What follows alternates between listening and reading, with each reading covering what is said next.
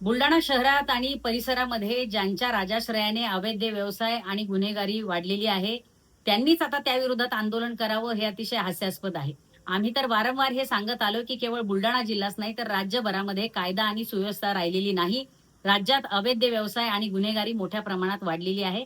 परंतु आता भारतीय जनता पक्षाला त्यांच्या मित्र पक्षानेच घरचा आहेर दिलेला आहे. निदान आता तरी काही ना काही या सगळ्यावर कारवाई होईल अशी अपेक्षा आहे. परंतु हे करत असताना कधी नव्हे ते या मुद्द्यावर आंदोलन करणाऱ्या आंदोलकांचे काही हितसंबंध तर दुखावले गेले नाहीत ना आणि त्यामुळे त्यांना आंदोलन करावं लागतंय का?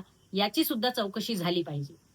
प्रामुख्याने या आंदोलनासाठी विशेष परवानगी म्हणून जिल्हाधिकारी कार्यालयासमोर आंदोलनाला मुभा देण्यात आली का? हे सुद्धा या बुलढाण्यातील जनतेला सांगितलं गेलं पाहिजे.